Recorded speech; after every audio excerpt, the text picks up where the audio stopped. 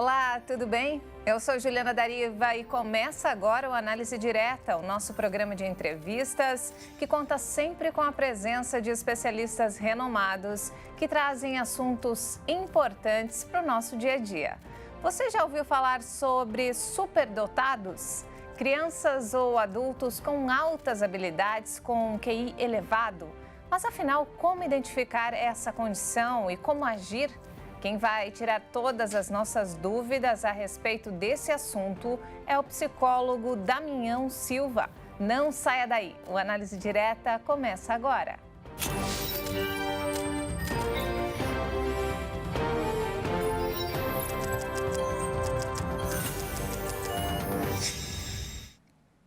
Seja muito bem-vindo ao Análise Direta. Nós recebemos nos nossos estúdios em São Paulo o psicólogo e neuropsicólogo Damião Silva, que vai falar sobre pessoas superdotadas, com inteligência acima da média. Damião, muito obrigada pela presença, seja bem-vindo. Olá, é um prazer estar aqui, querida. Damião, fala pra gente como que se consegue identificar quando uma criança dá sinais que ela é superdotada. O que os pais devem fazer? Na verdade, precisa observar o desenvolvimento humano, né? Então, assim, crianças superdotadas vão estar sempre acima da média em relação à faixa etária. Ou seja, elas podem começar a falar mais cedo, andar mais cedo, ter interesse por letras, números mais cedo. E aí, a curiosidade muito elevada, muito curiosa, criativa, fazem perguntas o tempo todo. Esses são os primeiros sinais da superdotação intelectual, mas nós temos outros tipos também, né? Em qualquer área do conhecimento humano, como artes, dança, esporte, teatro, música. E as crianças começam a apresentar esses sinais a partir de qual idade? Geralmente nos primeiros meses de vida, né? Então, no Brasil, a gente tem pesquisadores no Paraná que já conseguem identificar os primeiros sinais ali a partir de 1 mês, 2 meses. Ou seja, vão ter uma vivacidade maior, uma curiosidade maior. Então, tem um movimento mais específico que chama a atenção dos pais. Geralmente, que chama muita atenção é em função da curiosidade, em função da leitura e da escrita. São os primeiros sinais. É o que a gente mais identifica. E depois, com o passar do tempo, vai aparecendo outros indicadores. Mas o Brasil ainda tem uma certa dificuldade, né, de dar o auxílio necessário para essas crianças. O Brasil tem uma dificuldade, a gente tem perdido muito essas pessoas, porque nós temos hoje identificado cerca de 27 mil. Uma população de 210 milhões, o ideal em idade escolar seria em torno de 4,5 milhões de pessoas. E aí essas pessoas vão sendo identificadas, elas estão por aí com outras identificações, com outros diagnósticos de saúde mental, como transtorno do espectro autista, como TDAH ou depressão, enfim, qualquer transtorno de humor que acaba impactando, já que a gente não conhece, tem poucos profissionais habilitados a fazer essa identificação correta, tanto na educação quanto na saúde. E em janeiro deste ano, o Tribunal de Justiça do Amazonas, ele concedeu o direito para um garotinho, né, de 11 anos de idade cursar matemática em uma universidade estadual. Isso. E esse assunto gerou muito debate na época, né? Eles concederam o direito, aí veio, acho que um promotor e foi lá e falou que não, que ele deveria seguir estudando com as pessoas, com as crianças da mesma idade, depois foi outro e autorizou. Enfim, ainda existe muito impasse em relação a isso, né? Existe muito impasse em relação aos direitos superdotados, especialmente no Brasil. Como eu disse, nós temos pouquíssimos direitos. Então, assim, o superdotado tem direito à sala de recursos, à aceleração de ano-série e o atendimento à educação especializada. E, geralmente, o direito que é menos efetivado, que é mais desrespeitado, é a aceleração de série em função de um senso comum. As pessoas acreditam que a gente está crescendo e tem que ficar com o seu grupo etário ali, né? Então, 10 anos, 10 anos. Só que eles esquecem que a gente está falando de uma pessoa fora da curva, que está numa curva de inteligência ali nos 2 últimos %. Então, o desenvolvimento é diferente, tanto as questões cognitivas quanto afetivas. E é um direito que precisa ser respeitado se for indicado. Nem todo superdotado vai ter direito à aceleração de série, não tem o perfil, mas os que tiverem o perfil, é importante que se respeitem isso, porque está evitando problemas de saúde mental a médio e a longo prazo. E é um problema relatado por muitos pais, né? Muitos pais falam que as escolas também não são preparadas para receber esse tipo de... As escolas não estão preparadas. A gente vive num momento de educação inclusiva muito falho. E aí a gente não consegue atender bem quem tem dificuldade cognitiva ou quem está acima da curva. como no caso do superdotado. Só que a superdotação, ela tem uma dificuldade ainda maior, porque as pessoas têm alguns mitos e preconceitos. Eles acreditam que as pessoas superdotadas, por serem muito inteligentes, elas vão dar conta de tudo sozinha. E aí, por que não dão conta? Porque tem um funcionamento diferente, uma intensidade emocional, uma sensibilidade emocional, uma rapidez na aprendizagem. Imagine você, uma criança de 4 anos, alfabetizada, que já faz a raiz quadrada, potência, está ali... Fala línguas. Línguas diversas, e está ali fazendo a letrinha A na areia durante um mês. Ela lê Shakespeare, ela lê Jorge Amado. E aí, como que a gente consegue trazer essa criança com bem-estar, que a gente quer na escola, tem que ser muito prazerosa, que ela fique bem nesse ambiente? Aprendendo o que já se sabe. A gente precisa repensar esse modelo. E tem muita subnotificação no Brasil, né? Existe, eu acho que nem a subnotificação, porque talvez a gente não faça a identificação correta. O Brasil é um dos poucos países que adota um único modelo de teoria, que é a teoria dos 3 anéis, do Renzulli, que é um pesquisador americano, para identificar e para atender. E eles acreditam que a superdotação é um fenômeno educacional, ou seja, começa na escola, termina na escola. Mas, na verdade, não. Você sente a superdotação. Porque tem uma questão de sentir muito, né? São pessoas muito sensíveis, são pessoas muito perspicazes, e aí fica uma dificuldade. E aí, quando a gente não conhece o fenômeno, você não consegue identificar. E aí você não ouve falar de superdotação nas graduações, tão pouco nas licenciaturas, na pedagogia, tão pouco na medicina. E aí o primeiro sintoma, que quando os pais vão observar que tem alguma coisa muito fora da curva, geralmente vem com questões comportamentais, uma sensibilidade emocional, uma desregulação emocional mais intensa, uma baixa tolerância a frustrações. Você vai procurar um médico, pode ver o diagnóstico aqui equivocado, especialmente na primeira infância, de transtorno do espectro autista. E aí, como nós não temos, infelizmente, no país, isso é uma realidade, mas também não é só no Brasil, tá? Outros países na Europa também têm bastante dificuldade com essa identificação, porque nossos profissionais não estão sendo formados para. Então, se você não aprendeu, se você não conhece, se você vê na sua frente, você vai tender sempre a levar para alguma coisa que você domina. E como não é um diagnóstico, está ali na DSM-5 ou no CID-11, não tem os critérios ali identificados, ou seja, não tem um CID, não é um transtorno de neurodesenvolvimento, também não é uma doença, fica muito difícil os médicos entenderem que a inteligência por si só pode causar algumas dificuldades quando ela não é atendida, quando ela não é compreendida. Nós tivemos esse problema também em relação ao autismo, né? Porque demorou muito tempo para os médicos começarem a diagnosticar, para saber realmente que aquilo era autismo. Sim, isso aconteceu. Mas para você ter uma ideia, a superdotação é narrada ali, começa a escrever na ciência por volta de 1818, ou seja, a gente tem muito tempo. E o autismo veio ali na década de 1940, né? Ou seja, tem um espaçamento importante. E hoje, quando você vai conversar com as escolas, nossa, mas é um fenômeno novo, eu nunca ouvi falar, não conheço ninguém. E com certeza, na sua sala de aula, deve ter em torno de 8 a 10% de pessoas superdotadas. Ou seja, você tem mais superdotados dentro da sala de aula, numa escola, do que autistas, que a gente está falando aí de 1% da população. E onde eles estão? Essa é a grande pergunta. O que a gente não está identificando? E aí eles estão sofrendo em ambiente escolar. Exatamente, porque acima de qualquer coisa, eles também são criança, né? Sim. E aí fica nesse impasse, né? Muito inteligente, mas ao mesmo tempo é uma criança. Tem essa questão, né? Porque a gente tem que pensar que o desenvolvimento humano, ele não é padronizado, né? A gente tem os marcos de desenvolvimento, mas quando eu estou fora da curva, seja para mais ou para menos, vou ter algumas questões aqui. E a gente tem que pensar sempre na individualidade, atender de forma individual aquela necessidade. Assim, você conhece, quando você vê um superdotado, você não conhece todos, né? Você tem ali o descritivo, as características, mas o ambiente familiar, a escola vai impactar muito nesse desenvolvimento. E aí, de fato, as pessoas sempre falam, nossa, mas não vai deixar de ser criança, não vai brincar, mas os interesses são outros. Então, eu preciso respeitar esse processo. Então, tem criança que não vai gostar de ir no parquinho ali, na hora de ficar gangorra, ele vai ficar lendo. Ele vai ler Maquiavel, ele vai ler Hamlet, aos 5 anos, 6 anos. Mas o interesse dele precisa ser respeitado. E aí a gente tem uma mania de normalizar, de querer normalizar as coisas. Então, assim, não tem amizade porque está lendo, mas o interesse dele precisa ser respeitado. Então, se você atende de maneira integral, você acaba facilitando o desenvolvimento emocional adequado. Quando você veta, como é o caso dessa criança que poderia ter sido acelerada e não, você cria questões comportamentais e emocionais muito mais danosas para ela. Assim, um bom avaliador vai identificar qual é o melhor momento, qual é o melhor recurso para essa pessoa. E você está falando de avaliador. que, na sua opinião, falta hoje? Faltam essas pessoas capacitadas? Falta essas pessoas capacitadas para avaliar de maneira correta o que é a superdotação, para além do mito do QI, né? O QI é uma medida importante, mas só no tipo de alta capacidade intelectual. Eu tenho outras que o QI não é tão importante. Eu preciso conhecer o fenômeno da superdotação, eu preciso conhecer o desenvolvimento humano, padrão, típico, e eu preciso também conhecer o desenvolvimento humano ali com transtornos, para entender se é um TDAH, se é um autismo, se é um TOD, ou seja, qualquer outra condição que afete esse desenvolvimento, ou se de fato é uma superdotação ali. A gente precisa formar melhor os profissionais da educação e da saúde. E também precisamos de bons avaliadores.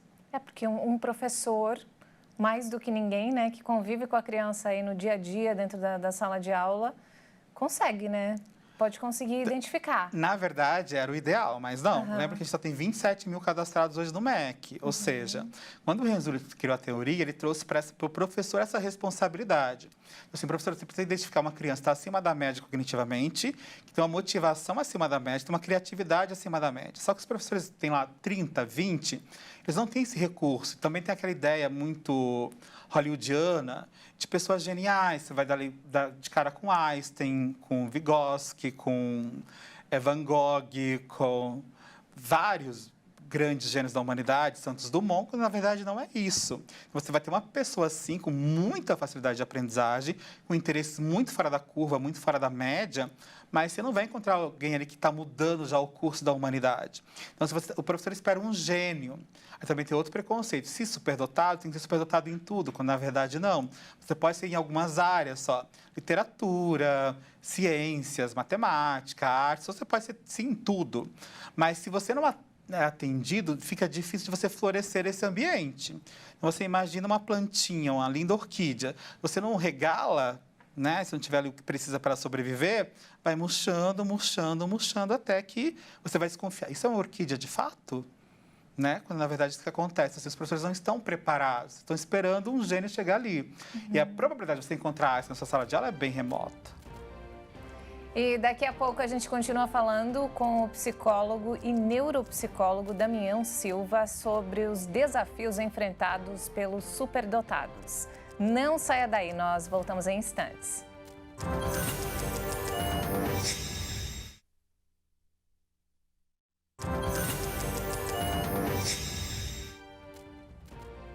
O Análise Direta está de volta e o nosso bate-papo de hoje é sobre superdotados, crianças ou adultos com altas habilidades intelectuais.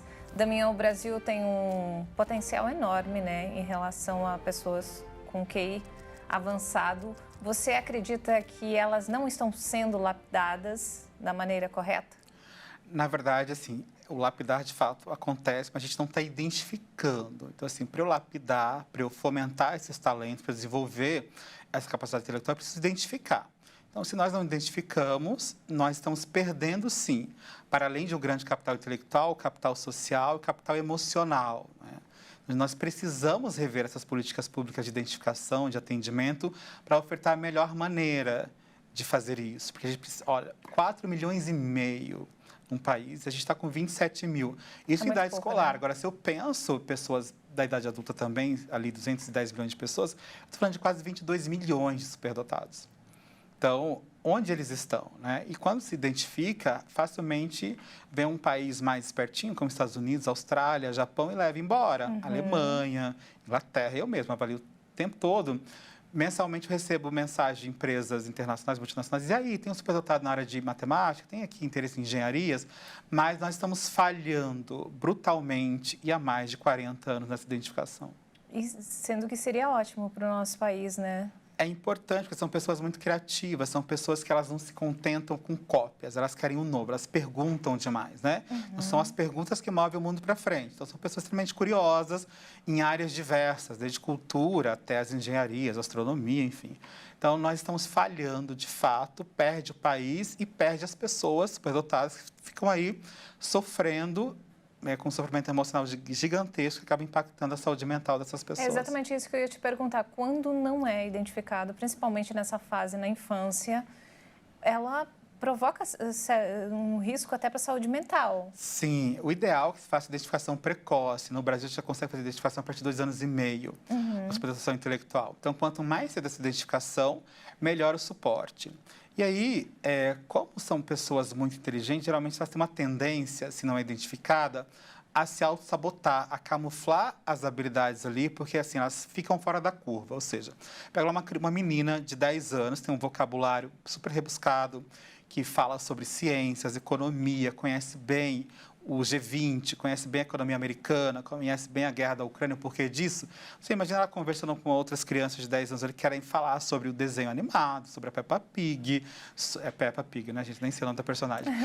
E aí não vai rolar. E aí, óbvio que ela vai perceber que não tendo espaço, eles vão camuflar essas habilidades, aí vão esconder o que sabe. E tem relatos de pessoas que assim, elas começam a falar errado, respondem assim, 2 mais 2, 20, só para não chamar a atenção. E aí, óbvio, se você finge ser quem não é, isso vai ter um custo muito grande mais adiante. Então, o ideal é que a gente identifique cedo, dê o suporte necessário, promova o autoconhecimento, porque geralmente são pessoas com perfeccionismo muito elevado, são pessoas mais ansiosas, são pessoas que querem, né, ter uma avidez por conhecimento. Isso vai impactando as suas relações, os interesses acabam impactando. Então, se você não faz uma descoberta, geralmente, mais tarde, a gente consegue fazer identificação na vida adulta, mas já chegam ali com alguns sofrimentos ou com alguns diagnósticos ao longo da vida, como transtorno depressivo, transtorno de ansiedade generalizada, pânico, estresse pós-traumático. Tem gente que tem um sofrimento que lembra da escola. Você já pegou algum caso desses? Vários casos. Uma saúde mental super prejudicada porque simplesmente é uma pessoa... Não se encaixa com a sociedade. Não se encaixa. Se ela quer falar com você, você está querendo arrumar um namoradinho, só que ela quer discutir com você. Política, economia. Política, economia. Por que ainda tem monarquia na Inglaterra? Por que a monarquia na Espanha é diferente? Então, se isso vai afastando mais isolamento, e o ser humano é um ser social, geralmente vai acontecendo essas desconstruções e aí você vai ficando adoecida. E Damião, por que a maioria das pessoas super inteligentes estão no estado de São Paulo? Na verdade, assim, nós temos, de novo, uma questão de política pública aqui. Então, nós não temos a identificação correta e o único meio que a gente tem hoje é a Mensa, que faz um cadastro dessas pessoas super inteligentes com QIs acima de 130, que não é só esse QI. Então, é um recorte que a Mensa faz. A partir de 130, eles cadastram como superdotados, né? Mas a ciência já traz para a gente que QIs acima de 120 são as pessoas altas habilidades, superdotação aí. O que acontece é que São Paulo, por ser o maior estado do país, por ter melhores recursos, né, melhores profissionais, fica mais fácil fazer essa identificação. Mas existe indicativos que essas pessoas elas estão assim, de igual para igual em todas as regiões. Não existe uma questão de classe social, por exemplo, assim, norte ou nordeste. A dificuldade está em identificar. Então, você imagina, em São Paulo, é um número pífio, se a gente for pensar os dados da Mensa, né? Pífio, não passam de 3 mil. E aí, uma população de quase 33 milhões de pessoas. Imagine São Paulo, que a gente já conversa sobre, imagine eu lá no Macapá, que pouco ouviram falar, em Cacoal, em Rondônia, em Antas, na Bahia. Eu viajo o país inteiro palestrando sobre, e tem lugares que parece estar ouvindo alguma coisa pela primeira vez, como se fosse uma aparição. Então, ainda tem uma questão de raridade. Então, tem a ver muito mais com a facilidade de identificar, de acesso, né, de acesso também, mas também é um número irrisório, se a gente for pensar. O Paraná também tem um grande número de superdotados, lá tem um serviço de atendimento, de identificação melhor, mas ainda assim, se a gente for pensar na realidade do Paraná, que tem 12 milhões de habitantes, é pífio o número de 4 mil. E tem como identificar na fase adulta também? Sim. Ou você acha que já... Não. Sempre há tempo de identificar. O meu mais jovem que eu identifiquei tinha 2 anos e 7 meses. O mais velho, 79. Porque ele queria conviver melhor com os netos, conviver melhor com os filhos. Ele não entendia o porquê daquela dificuldade toda. É um médico super importante aqui do Einstein. Então, sempre há tempo. Enquanto há vida, há tempo de ver melhor.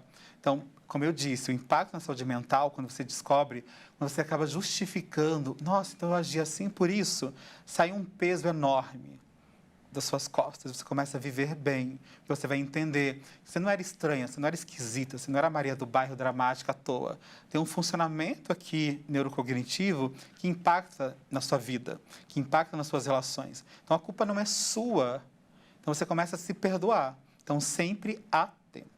E você estava aí falando, eu estava lembrando de uma situação. Por exemplo, o meu pai, ele estudou até a 5ª ou 6ª série. Ele mora no Rio Grande do Sul, em fazenda, num lugar bem no meio do mato mesmo.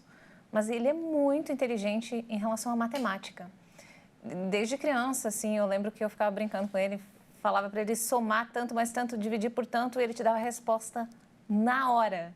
E nunca usou calculadora. Isso já é algum sinal de... É uma habilidade acima da média. É habilidade acima da média, né? Sim, geralmente eles vão fazer cálculos mentais, né? Vão ter dificuldade de seguir os padrões. Então, geralmente na escola, professor... Eu fui professor de sala com muito tempo. Então, a gente tem uma mania de querer ensinar como a gente aprendeu. Então, se tem um exercício que vai ter 5 etapas para fazer, de A até E, o superdotado geralmente vai fazer A, C, E, terminei, entendi. Ele nunca vai fazer o padrão e nunca vai fazer a mesma conta do mesmo jeito. Então, eles têm uma dificuldade com registro muito importante, porque o cérebro é tão rápido que ele olhou ali o estímulo e ele já resolveu. Aí, por que eu vou ter que gastar energia de novo fazendo A mais B mais C aqui, sabe? Então, o professor também tem essa dificuldade imensa, ou seja... E aí, não fazendo o que a gente espera, você acaba invalidando a condição. Então, geralmente, são pessoas que vão ter habilidades assim, muito fáceis. E, geralmente, uma habilidade de cálculo é uma habilidade que aparece bastante. É um dos primeiros sinais que os pais percebem. Já está contando até 300, com 3 anos, está fazendo contas de mais e menos, de centenas, de milhares. Então, geralmente, são aí que a gente começa a perceber. Que é mais fácil de perceber que é intelectual ou acadêmica, mas, ainda assim, a gente identifica muito pouco. Como seu pai tem milhões por aí. E, de novo, superdotação não tem a ver com saber ler. Tem tem que saber. Não, porque a inteligência ela se manifesta de várias formas. Então, tem aquela inteligência social, inteligência verbal, sua inteligência local, aquela inteligência criativa para você. Então, ela dá sinais, assim, de várias formas. Sim, de várias formas. Por exemplo, esses dias eu atendi uma paciente de Vitória, no Espírito Santo, que o pai tem uma fazenda de café. Ela nunca tinha ido até a fazenda. Ela tem 11 anos, nunca tinha ido até a fazenda, nunca tinha acompanhado o plantio. Ela chegou lá, meia hora, ela resolveu vários problemas da roça, que estava com dificuldade ali, de plantio, de administração, sem conhecer. Ela só observou e falou, pai, tem que fazer isso. O pai olhou para ela, como assim? Você nunca veio aqui. E, de fato, estava tudo correto que ela tinha que ser feito. As pessoas ficam esperando, né, alguma genialidade ali, quando, na verdade, está do lado. E observem as reações emocionais. Quanto mais intensa, quanto mais sensível, aquela pessoa que te ama, agora, amanhã já te odeia, vai vivendo assim nesse gangorra, leva para avaliar. E existe leis para superdotados? Sim, nós temos leis do ponto de vista educacional, né? Então, a pessoa com superdotação, ela é público-alvo da educação especial. Ela tem direito ao atendimento educacional especializado, tanto nas escolas públicas quanto privadas, municipais, estaduais ou federais. E, a partir dessa lei, desse direito, existe o plano educacional individualizado, ou seja, que é o ideal, é como você vai desenhar a aprendizagem individualizada para aquela pessoa. Esse é um dos direitos. O direito segundo é a aceleração de série, ou seja, se você tem ali uma capacidade muito maior, está naquele ano série, você tem o direito de avançar séries. 1, 2, 3, 4. Você é favorável a isso? Entrar na universidade? Sim, não é que eu sou favorável, Juliana. A ciência é favorável. Então, assim, a aceleração de série, ela é a medida mais pesquisada no mundo. E é a medida que indica 98% das pessoas aceleradas, ela tem uma tendência de maior sucesso profissional, pessoal e menos risco de transtorno de saúde mental. É o que a gente estava falando, que ela não vai se enquadrar naquele grupo da mesma idade, exato, né? Sim. Então, existem pesquisas longevas que acompanham por 70, 50 nas pessoas superdotadas. No final, quem foi acelerado está melhor, consegue se encaixar. Mas, óbvio, que tem que ser o perfil. Então, assim, eu sou a favor, desde que tenha o perfil para aquele processo. Você não pode adiantar uma criança que tem superdotação, por exemplo, em área acadêmica, só artes, por exemplo. Eu não posso pular essa criança um ano, assim, ela vai ter outras dificuldades nas outras disciplinas. O que eu posso fazer é enriquecer esse currículo do ponto de vista artístico, criativo, no mesmo ano série. Mas uma criança que já tem o domínio, tem uma rapidez de aprendizagem muito acima da média, vai ser muito difícil mantê-la na escola motivada, mantê-la saudável, porque a gente tem que pensar que a escola tem que ser benéfica. Eu tenho que criar bem-estar subjetivo. Eu não posso sofrer, porque eu passo 30% da minha vida na escola. Você imagina 30% sofrendo.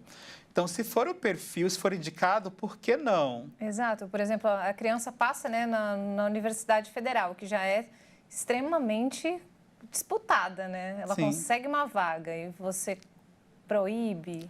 Então, e aí, o proibir, se a gente for ver a nossa legislação de fato, ela não traz proibição. A LDB autoriza, está lá, desde 96.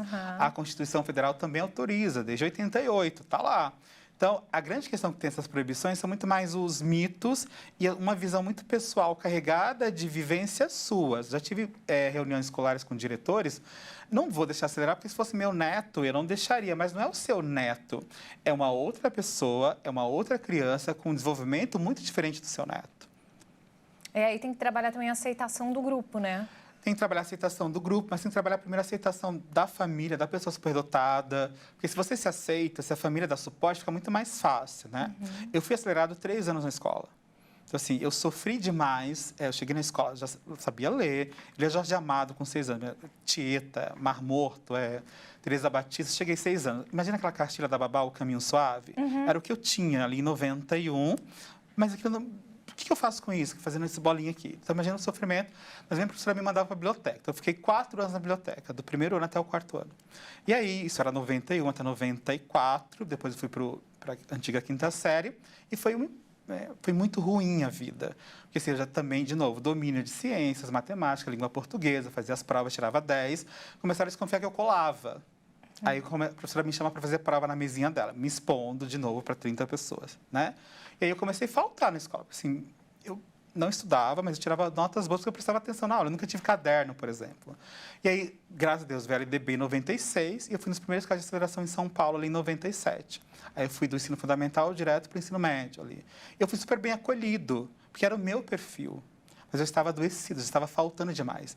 Então, uma questão importante é que 97% dos superdotados, se não bem atendidos, têm tendência a baixo rendimento acadêmico. E são aqueles que evadem da escola, porque eles não se adaptam ao processo como é, em função da velocidade de aprendizagem ser mais elevada, em função do pensamento divergente que a gente aprende por associação. Então, a gente precisa olhar para essas pessoas, para a gente garantir o mínimo, que é bem-estar, que é saúde mental, que é uma escolarização efetiva, né, com afetividade. Sem afetividade na aprendizagem, se você não respeita a condição, não vai funcionar. E depois do intervalo a gente continua o nosso bate-papo. Não saia daí, o Análise Direta volta em instantes.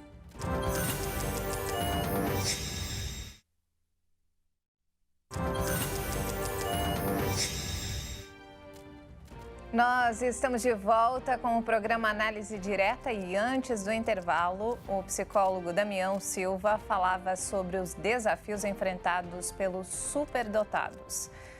Damião, você acredita que rever as políticas públicas aqui no Brasil seria fundamental para ter um cuidado específico com os superdotados? Sim, é fundamental a gente ampliar o olhar teórico para essas pessoas, porque a superdotação é um fenômeno multidimensional, né? Uma construção social. O que é importante aqui no Brasil não é importante no Nepal, por exemplo. O que é habilidade considerada acima da média nas Ilhas Maurício não é habilidade considerada aqui em função do contexto social mesmo. A gente precisa repensar. Nós temos um único teórico, que é o Renzulli, que faz as teorias dos 3 anéis, mas a gente tem que pensar o seguinte: há quanto tempo essa teoria está dominando a nossa política pública? E quantos superdotados nós temos? Alguma coisa falhou.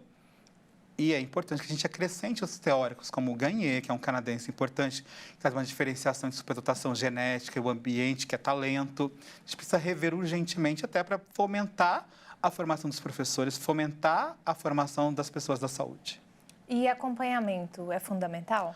Acompanhamento é fundamental, tanto do ponto de vista clínico, tanto quanto do ponto de vista educacional. Ou seja, multidisciplinar. Ofertar os estímulos necessários. Porque muitas vezes, superdotado, por exemplo, tem uma dificuldade executiva muito importante. São aquelas pessoas que perguntam demais, muito curiosas, têm dificuldade com as atividades do dia a dia. Eles vivem uma alta motivação para aprender sobre o acasalamento dos macacos pregos da Namíbia, por exemplo, mas tem uma dificuldade imensa em organizar o quarto, porque não é motivador. É importante que a gente organize esse funcionamento executivo para que essa inteligência toda fique funcional. Porque ninguém faz só o que gosta. Infelizmente, a vida não nos dá essa possibilidade. Então, a gente precisa, às vezes, um autoconhecimento, treinar uma habilidade que não está tão acima da média, que tem uma sincronia ali nesse desenvolvimento. E também, às vezes, o autoconhecimento, você entender qual é a sua potência, qual é o seu limite, para que você diga não para o outro, porque você pode ter uma necessidade muito atender às expectativas dos outros. Então, quando você tenta atender todo mundo, você acaba se frustrando, você acaba ficando doente, né? Se anulando, porque relações sociais, elas são recíprocas, mão dupla. E, geralmente, você dá demais e recebe pouco. Então, é importante a terapia até para você se autoconhecer, entender os seus limites e cercear aonde o outro te invade nesse processo todo.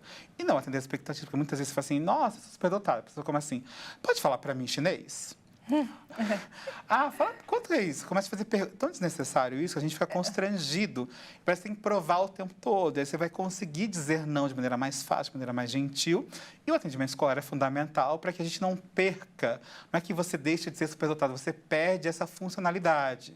Então, você não utiliza, fica ali em desuso, está lá guardadinho, mas te causa ali um sofrimento. Então, é importante, sim, a gente entender até onde a gente pode ir, buscar os nossos limites, mas respeitar os nossos limites. Assim, o atendimento educacional ele é prioritário e também o psicológico faz uma diferença enorme.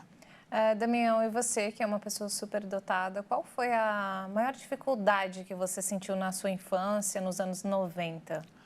Minha maior dificuldade talvez eu tenho certeza que foi a questão das relações sociais. Porque a gente tem uma tendência a gostar de pessoas mais velhas ou mais novas, né? Então, se eu tinha amigos mais velhos, então eu sempre estava ali, primeiro ano, meus amigos eram da quinta série.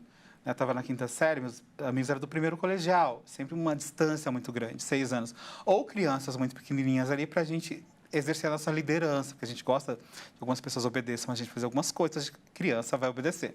Os pares dificilmente vai entrar nessa, porque eles têm interesses opostos. E aí, o adulto, a pessoa mais velha, ele vai conversar com você de igual para igual. Então, eu chegava, eu vivia horas na sala do diretor da escola. Então, assim, ou eu estava na biblioteca, estava no diretor conversando sobre plano real, sobre o impeachment do Collor, isso ali em 93, eu lembro, 92, finalzinho. Então, você imagina, ali eu tinha 9 anos, e eu buscava o diretor, a coordenadora, a cantineira. Eu queria entender como ela fazia aqueles salgadinhos, aquelas coisas todas. Então, eu estava sempre flanando para a escola. Então, a maior dificuldade sempre foi, de fato, as interações sociais. Não que eu tenha dificuldade em fazer amigos, inclusive, mas eu tenho meus amigos hoje, por exemplo, minha melhor amiga tem 15 anos a mais que eu e o meu melhor amigo tem 11 a menos que eu. Não tenho amigos na mesma faixa etária, né? Porque não rola. Então, para mim, foi essa questão mesmo e a questão do bullying escolar, que naquele tempo não tinha essa nomenclatura ainda, mas era muito forte, assim, porque eu terminava tudo muito rápido. Assim, terminava a atividade de 1 hora em 5 minutos. Aí me sobrava 55 para ficar à toa. E aí começava o bullying, os meninos. Eu nunca tive facilidade com esportes, por exemplo. Na aula de educação física, para mim, era um horror. Então, eu achava funções administrativas para mim. Eu ficava na prancheta anotando o tempo que as pessoas corriam. Eu participava de outras formas. E aí eles foram depois aprendendo com isso ao longo do tempo e ficou mais fácil. E você foi diagnosticado com quantos anos? Na verdade, o diagnóstico, ou a identificação oficial, ele veio ali já com 15 anos, porque a gente não tinha ainda essa facilidade, se a gente for pensar, estou sendo leviano, mas a gente não tinha tanto acesso, né? Então, a gente nem tinha, no Brasil, por exemplo, nos anos 90, nem tinha estruturado a avaliação psicológica ainda de maneira adequada. Ela começou a se desenvolver nos anos 90. Mas todo mundo percebia que você era um garoto diferente. Percebia, porque a aprendizagem era muito notória, né? E aí eu fiz provas ali para... Então, era sempre muito visível a facilidade de aprendizagem. E aí, como a LDB trouxe ali em 96, aí em 97, em março, eu fui acelerado. Mas aí, de fato, o nome veio ali com 15 anos. O nome oficial. Porque até então, eu só era visto como uma pessoa exótica, uma pessoa dramática, uma pessoa estranha. Sabe o Edward, Mão de Tesoura, a Maria do Bairro? Aquela junção daquelas pessoas. E já chegou, por exemplo, uma professora nova entrou, te conheceu, aplicou uma prova e falou, não é possível, esse menino acertar tudo, não, tem alguma coisa errada. Sim, é muito comum isso. Está colando. Sim, isso acontecia muito nas aulas de ciências, nas aulas de língua portuguesa, de geografia, história. Então, eu terminava as provas em 3 minutos, sabe?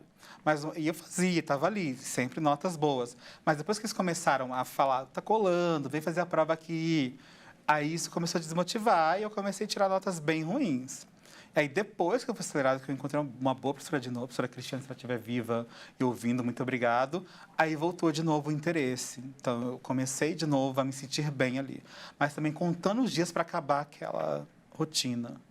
Porque era muito maçante. Porque era muita pressão, né? Aí você começou a a faltar aula porque você não se sentia mais naquele ambiente. É pressão e você não aprende nada na escola nova, né? Porque a gente aprende muito sozinho, com outras questões. Você imagina, eu estudava 5 horas na escola, ficava lá o tempo todo vendo coisa, revisando coisas que eu já sabia. Então, eu comecei a contar quantas faltas eu precisava ter para não perder o ano. Porque eu ia para a escola, tirava notas boas, ou seja, precisa faltar. Aí eu faltava ali, eu posso faltar 25%. Faltava.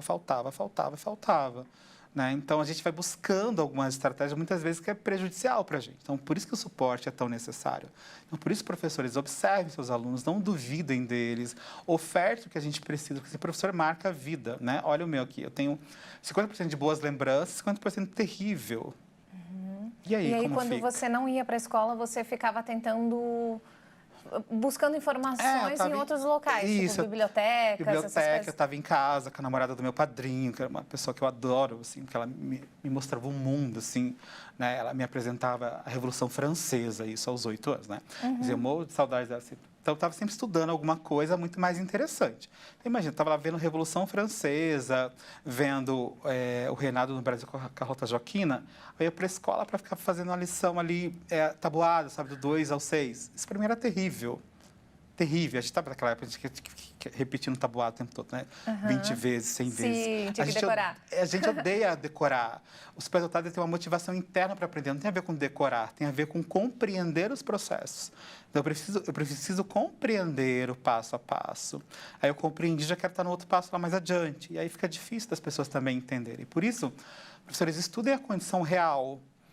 Veja o superdotado real, não aquele mito dos filmes, né? Você não vai encontrar Einstein do seu ladinho, tá? Pode até que vire um Einstein depois, mas se a gente não der o suporte, muitos vão se perder nessa transição de vida. Então, a gente vê a vida passar, poderia ter feito tanta coisa, mas não o fez, porque a gente não foi engajado, não foi motivado, não foi atendido, não foi respeitado. E o que mais te motiva? Você tem, assim, você curte mais história, geografia, ciências? O que mais, assim, você se identifica? Eu gosto muito da área de ciências humanas, de linguagem, né? Isso, para mim, o tempo todo. Línguas, cultura, história. Recentemente, estava com um hiperfoco, com flow na Imperatriz Cícia, ali, da Áustria, né? Da República Tcheca, ali, da Hungria. Então, eu vou sempre buscando as coisas, o tempo todo buscando coisa nova para fazer. Então, eu sofri tanto na escola que eu criei o Viver na Superdotação, que é um projeto que a gente leva informações para o Brasil inteiro. Em todas as capitais, ali, a gente fala sobre saúde mental, sobre questões escolares, sobre os direitos, para que as pessoas conheçam a superdotação em si, o fenômeno real, não o que eu leio no livro, ou que eu vi no filme, ou que eu vi lá no programa Pequenos Gênios do Hulk, por exemplo, né? Então, aquelas pessoas existem, mas não é só aquilo. Aquilo é um pedacinho. Então, você conhece um superdotado, você não conhece a superdotação inteira. É um grupo muito homogêneo, não é um grupo homogêneo, é um grupo heterogêneo. Então, assim, você vai ver várias superdotações aí aflorando, né? E hoje você dá palestras? Como que é a sua rotina? Eu dou palestras, muitas, inclusive semana que vem eu vou estar no Rio de Janeiro, mas eu faço Brasil inteiro. Estava em Barcelona agora, palestrando em Paris.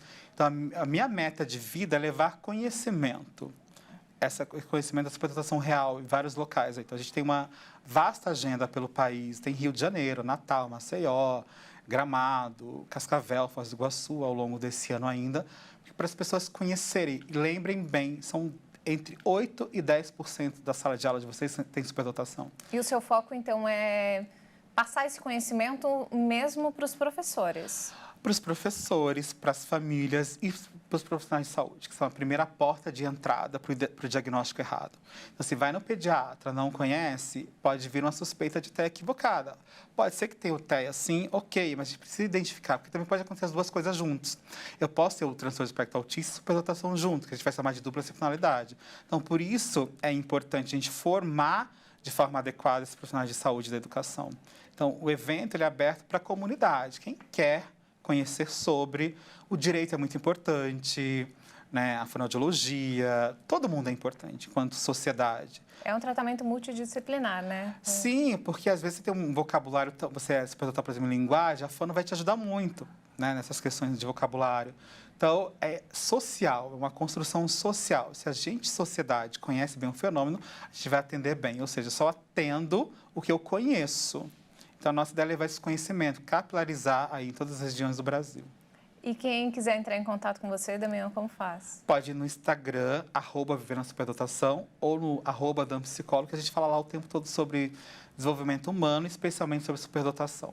Lá tem todos os seus contatos. Todos Quem quiser os contatos. contratar uma palestra sua, você viaja por todo o Brasil. A gente viaja por todo o Brasil, fora do país também. Atende prefeituras, atende todo mundo. Prefeitura, estado, igreja, fazenda, quem quiser a gente vai. Muito obrigada, adorei. Você agregou muito conteúdo aqui no nosso programa. Seja sempre muito bem-vindo. Eu adorei o convite e que bom que abriu espaço para falar de um tema tão importante. Muito obrigada. E o Análise Direta fica por aqui. Continue ligado na nossa programação, porque aqui você sempre tem um especialista renomado, tirando todas as suas dúvidas sobre assuntos importantes que fazem parte do nosso dia a dia. Muito obrigada pela companhia e até a próxima.